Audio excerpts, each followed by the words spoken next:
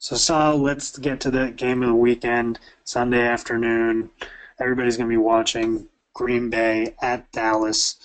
Cowboys currently a 4.5 point favorite, and the over/under set at 52 points. So, looks like a very favorable game fantasy wise. But the Packers coming in without Jordy Nelson, how is that going to affect them playing against the Dallas defense that's finally getting healthy? Yeah, I think obviously Jordy Nelson is an elite wide receiver, and Aaron Rodgers' performance with and without Jordy Nelson is pretty startling. But again, we saw Green Bay dismantle this Giants defense that was previously pretty solid without Jordy Nelson for most of the game. Return of Randall Cobb, who looked surprisingly limber and healthy, should help things, but not make up for the absence of Jordy. Aaron Rodgers, I think, is the most talented quarterback in the NFL and is playing, I think, as a level as high as he's ever been. So I think we can expect this game to be a shootout. I have very high expectations for this, with the Green Bay defense being pretty devastated injury-wise, and with an elite run game with Ezekiel Elliott. The Packers won't be able to double team wideouts like they did with Odell this week. So I think Dez Bryant is in a good spot.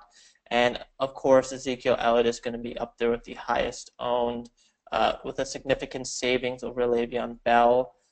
He might even be the highest owned against a Green Bay run defense that's really tailed off at the end of the season.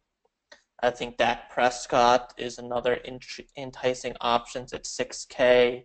And if the Packers really load up the box against Ezekiel Elliott, Dak should have a field day with one-on-one coverage with some of these wide receivers against the Packers secondary that is pretty brutal.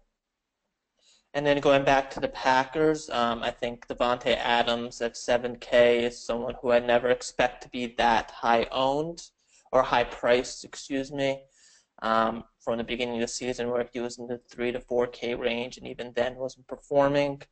But he looks to be a solid option provided Jordy doesn't go, as well as Randall Cobb, someone who will be pretty highly owned, I think, coming off recency bias and a zone of wide receivers.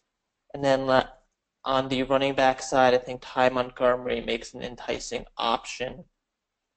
The previous game between Green Bay and Dallas, Ty Montgomery had 10 catches. And if Green Bay falls behind, you could possibly see similar things. And then what will be surprisingly, I think, the chalkiest tight end of the week, Jared Cook, someone who's seen consistent targets the past few weeks, very manageable price tag, and Dallas is very weak against tight ends. So I think he will actually be the highest owned tight end, and I think he makes a very solid cash game play.